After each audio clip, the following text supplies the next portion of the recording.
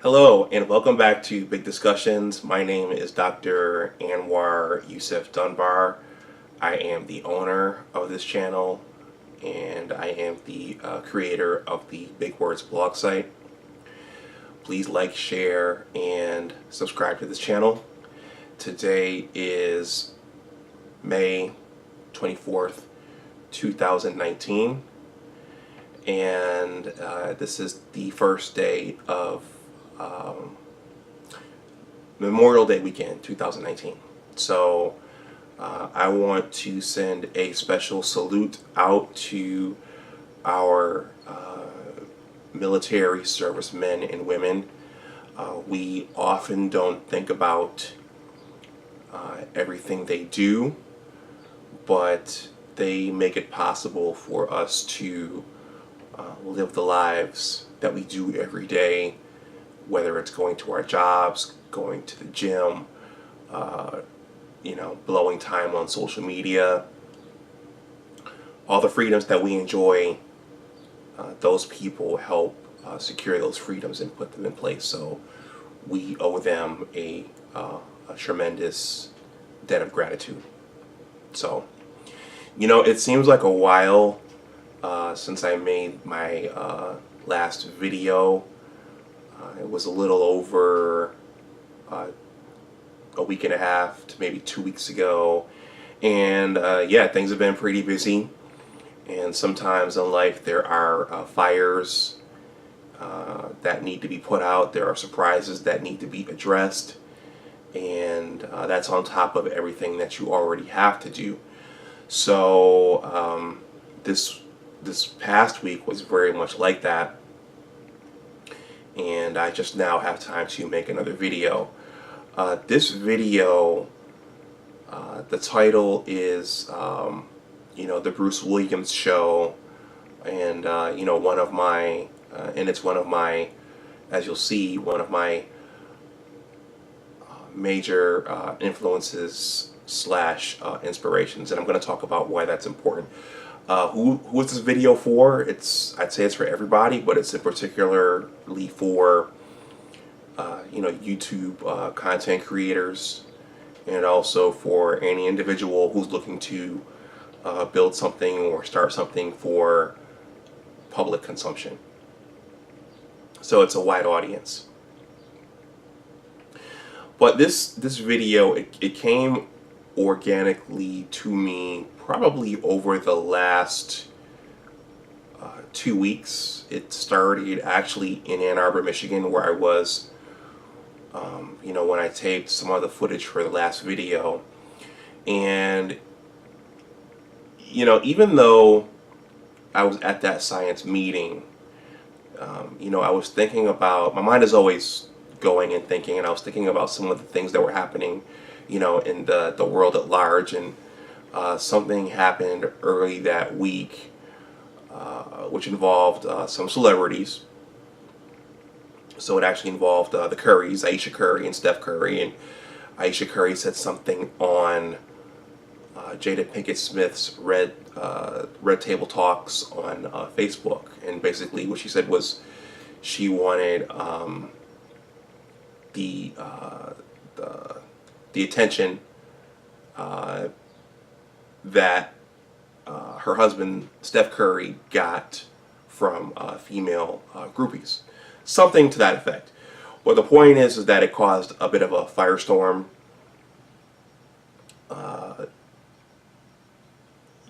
Some of my favorite YouTube content creators started making videos about it, and then there were numerous discussions about it over on Twitter, and then folks were sounding off on it over on Facebook as well. And as I was sitting in my science meeting, I was thinking, you know what, as a young YouTube content creator, I'm going to make something on this as well. Maybe not going in as much as everyone else, but just kind of talking about what has resonated with me. And I think the second morning of the meeting, I was in my mind going through what I was going to say, and then I pulled out my phone and I looked at a Facebook post from a friend of mine, and she made this very long rant about the whole thing, basically going to the defense of Aisha Curry. And I said, you know what, maybe I won't make a video on this. And then later on that night, I said, you know what, as a young YouTube content creator, this is kind of a topic of the day, and I do have some insight of my own as to what's happening here, and so I can make a video on it, and I did. And when I posted it, I was having second thoughts again, but as with most of my videos thus far that have dealt with some kind of current event, that one performed pretty well. I think I got maybe 3 to 4 comments on that, and one of them was actually very interesting. It was from I believe this person is a subscriber, and they're called Mr. Samris. So I want to give a shout out to Mr. Samris. And Mr. Samris said something interesting. He said, I would encourage you to stay away from these types of things and stick with your typical topic areas, education, science, money, those areas. And then interestingly, Mr. Samris went ahead and created his own long rant. So so on one hand he's telling me I would encourage you not to talk about this, but then he created his own long diatribe about the events, and those comments are still there if you want to go look at that video and see what Mr. Samris wrote. But so I thought about a couple things afterwards, and I again recalled that I do have certain topic areas that I focus on, but I do like to leave the freedom to discuss the topic of the day. It also reminded me of something else. So I often talk about going back to Ann Arbor as going home. Buffalo was actually home, but there was a lot of growth that took place in me during graduate school, both inside the lab and both outside of the lab as well. For those of you watching this video, you probably would not think it to look at me, but I was once a very avid salsa dancer. So social dancing, particularly salsa, was one of the ways that I got through graduate school. It provided a healthy outlet, it provided a social outlet, and it allowed me to escape from the science when I needed to. And so when I moved to Albany, New York to do my postdoc, I was still pretty much heavy into salsa. So what I did was I started a social there in Albany, and I'll probably talk about salsa and what a salsa social is and those adventures at some point later on. But for now, suffice it to say that we had one in Michigan, and most of the big cities had salsa socials, but Albany didn't have one. So I used some of my own money to start one, to get the DJ equipment, to get some refreshments, and also to nail down a venue. And so I started this event from scratch, and at the first event, probably at the first couple, people showed up, and as opposed to just showing up and having a good time, there was all this talk about, well, you guys should think about getting a better venue. You guys should think about this. You guys should think about that. Are you just going to play salsa music? And so, I created this event for everybody, and I was getting all this feedback as though they didn't appreciate the event. And in hindsight, I think they did appreciate the event because it's still going today, even after I moved. It's changed locations though. But I think anytime you create something for public consumption, you're going to get feedback, and so you just have to thicken your skin up and trust your vision, because those comments are going to come. And after Mr. Samris left that comment, it just reminded me once again that even the bigger, more established YouTube content creators, to this day, they still get feedback. You shouldn't talk about this. You should talk about that. You should do this. You should, you should do that. You shouldn't say this so everybody could hear it. So feedback is a part of this, and it's a part of creating anything. So, it also made me think about who my influences were. And one of my biggest influences came well before I started watching YouTube.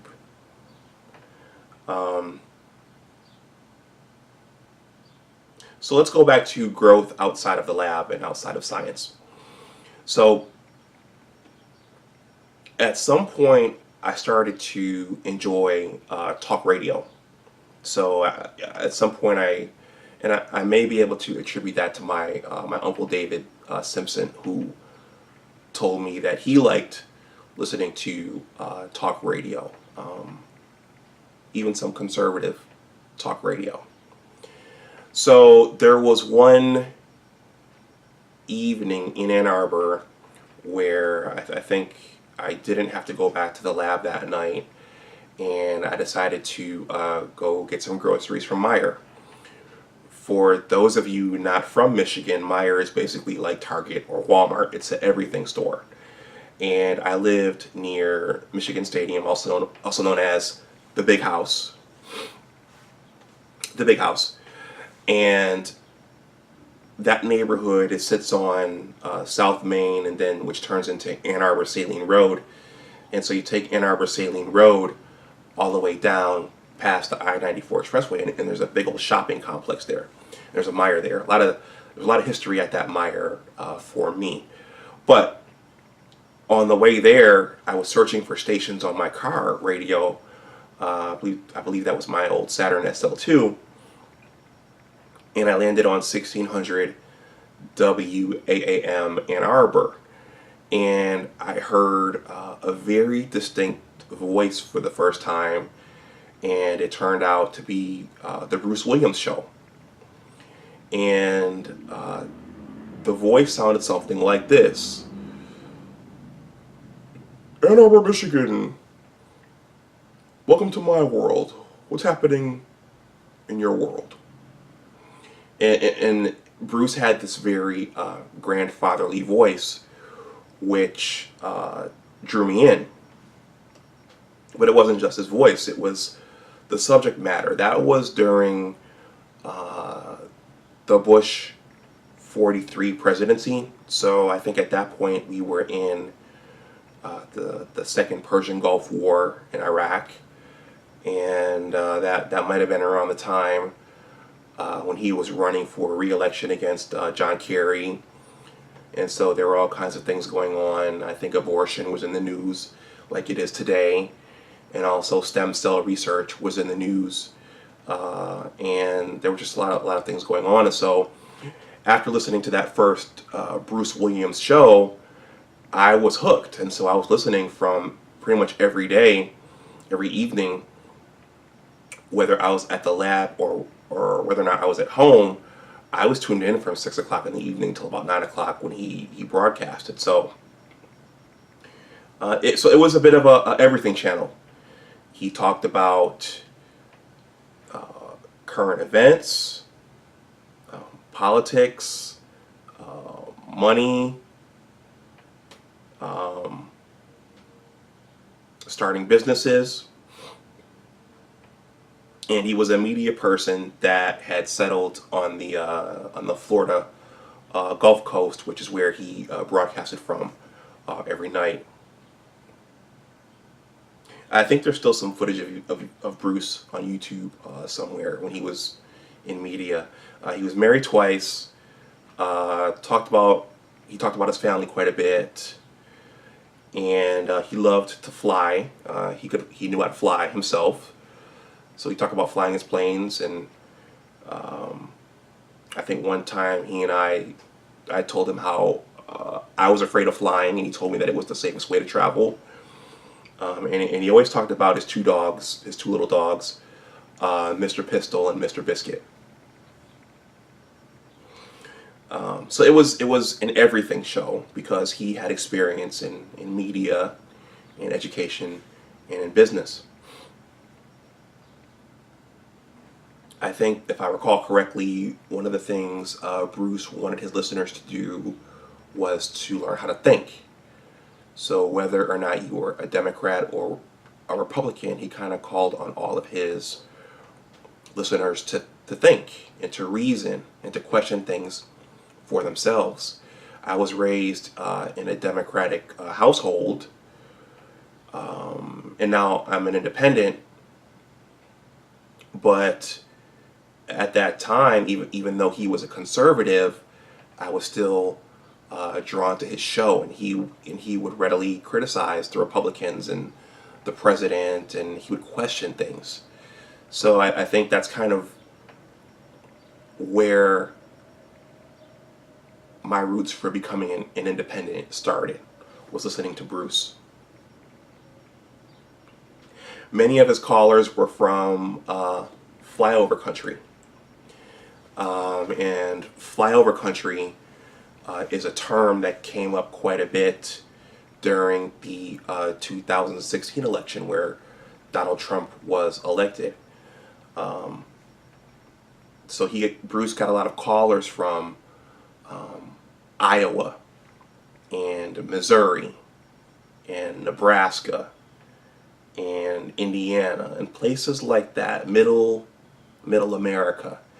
And it was fascinating for me because I was from the east side of Buffalo, so all I knew was that inner city experience.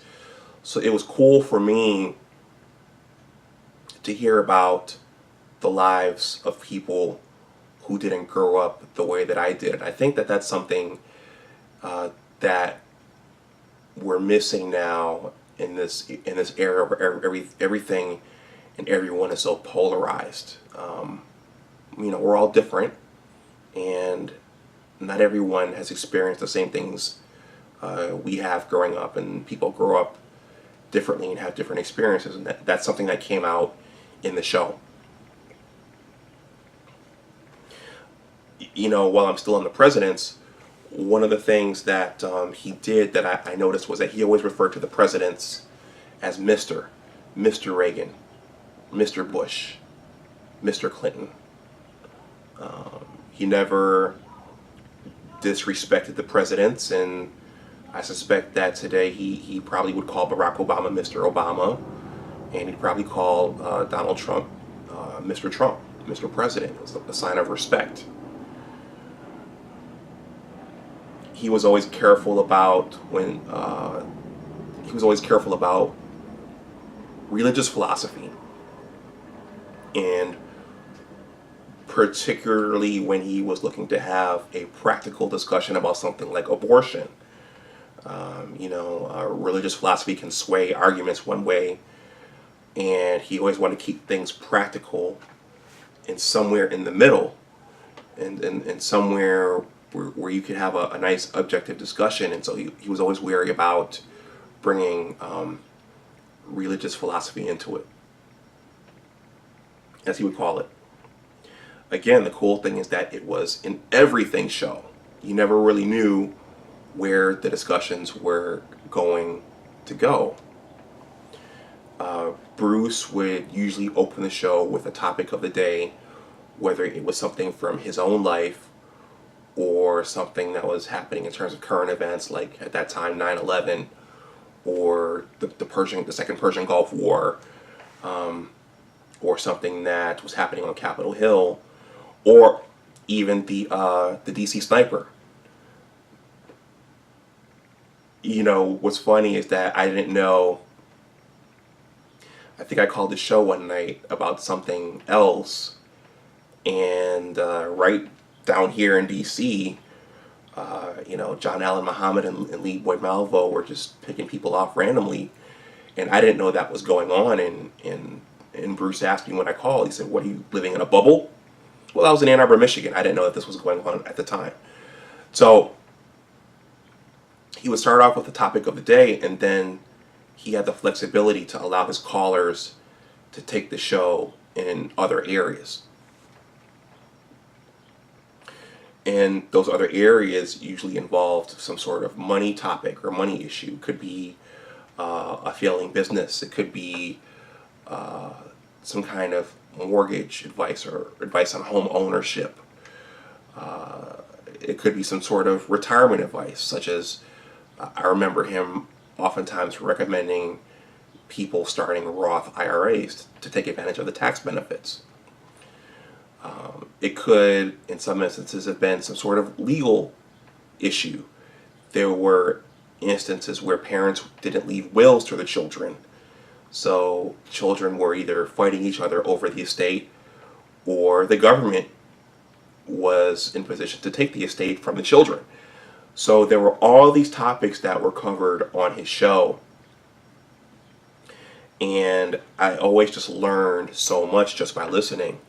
I was always fascinated by how he was able to, right there on the line in his head, calculate interest payments and interest rates and mortgage payments, and he was able to do all these numbers right there in his head and help the callers get to some sort of solution just by doing these numbers in his head. And so I was always fascinated by that. And that was during graduate school when I was learning about science.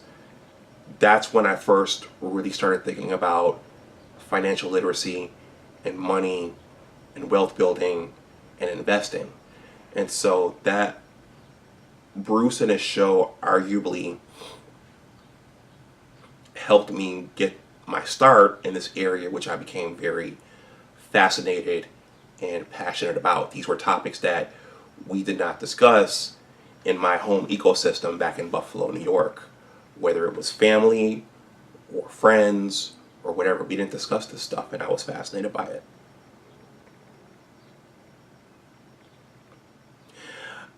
You know, I called into the show numerous times. I think the first time was from my research lab in Ann Arbor at the University of Michigan, and I think it was during the lawsuit. The University of Michigan and the University of Texas, both very progressive institutions at that time, I think, were sued because I know at least the University of Michigan was giving points to minority undergraduates, prospective minority undergraduates, just for being minority. So kids from inner city Detroit, for example, were getting points on their applications just because they were minorities. And a lot of the white students didn't think that was fair. So I remember calling in and he and I talking about that, talking about being, we talked about being black and growing up to educated parents and talking white and speaking white, and whether or not putting more money into poor school systems will translate into greater academic performances. And I think he argued that that doesn't always happen. At one point, he and I talked about my father kicking me off of his car insurance and making me go get my own car insurance, which was, you know, in your mid-20s is what you probably want to do so you can have some degree of dignity and also independence. We talked about one time the 2004 presidential election between George W. Bush and John Kerry. I think I was a little bit, I noticed that John Kerry at that time played both sides of the fence. I watched Nightline at night sometimes with Ted Koppel, and I noticed Ted Koppel pointed out that on one day John Kerry was anti-gun, and then he showed footage of John Kerry being on stage in his hunting fatigues holding up a rifle at an NRA rally. So I pointed that out, and Bruce actually laughed at me. because he said, "Oh, these are politicians. This is what they do." And then finally, I called him years later during my postdoc in Albany, New York, after I attended a multi-level network marketing company informational. And as typically happens, they sold the business in a very favorable way to hook you in. But at the same time, I kind of felt like, okay, maybe I don't have the time to devote to this. And so I called Bruce because I trusted his advice and I trusted his words. And as I described, I didn't know what it was called at the time. And as I described it to him, he said, what you described sounds like a multi-level network marketing company. And he said, you know what, Guy, I think you would be better suited just focusing on your education right now and launching your career. And so that's what I did. So I was a loyal listener, and I always trusted what he had to say because, and again, it was an everything show. It encompassed everything. Bruce introduced me to the word miscreant. I'm not going to say what that is, but you could look that up. I didn't know what that word was before I heard him say it. He'd always say, "I'm the world's leading expert on my opinion, not in my opinion, but on my opinion. No one knows more about my opinion than I do." I never heard that before, and I thought it was kind of cool. So he knows more about why he thinks the way he thinks than anyone else. He'd always tell his callers to relax, take a deep breath, particularly when they get worked up about something or the conversation would get particularly emotional. He'd say, just relax, take a deep breath, relax. So, as you can see, I really loved that show. And when Bruce retired in 2007 or 2008, I had to find something else to do from 6 o'clock to 9 o'clock because I was a religious listener. They say that imitation is the sincerest form of flattery. And I think for my blog and for this YouTube channel, I have subconsciously nodded at Bruce by making my platforms pretty much everything platforms. And so again, while I have my areas that I kind of focus on and that I'm very knowledgeable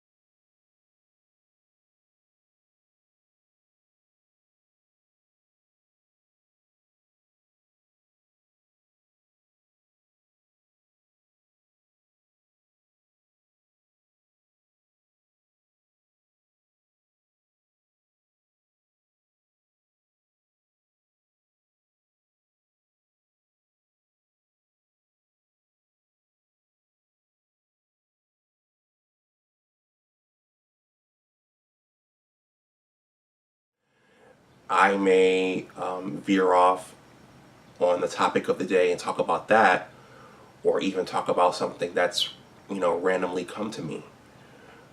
And I think a lot of that comes from the Bruce Williams show. So, with that, I will be careful and, use my judgment in terms of topic areas that I'll cover. But I'll also allow myself that freedom to venture into other areas depending upon what's happening that particular day. When I started listening to him, I don't know how old Bruce was. I know he was kind of in the last part of his life, so he may have passed on by now, but he made a huge contribution to my life.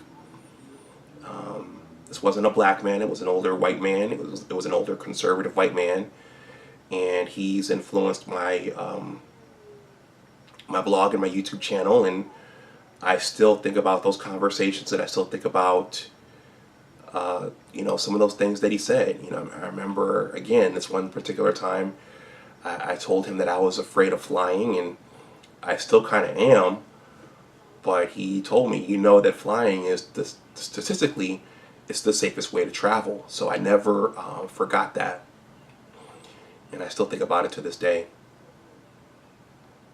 So with that, I'm going to end this video. I know that I've gone long. If you've hung on until now, I appreciate that. Please like, share, and subscribe to my channel.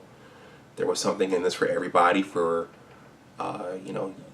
for YouTube content creators, for people who are looking to create something for mass consumption, and even for people who just like to think, and who don't care about where the ideas come from, and who just like new ideas and who like thinking about things in different ways. This video was pretty much for you, and you're likely seeking out other content creators like Bruce Williams. That show, when I was thinking about making this video, I realized that show wasn't for everybody. In order to watch that show, you had to have an open mind. You had to be a thinker. You had to be willing to suspend your judgment about specific topics, and you had to be willing to entertain other points of view.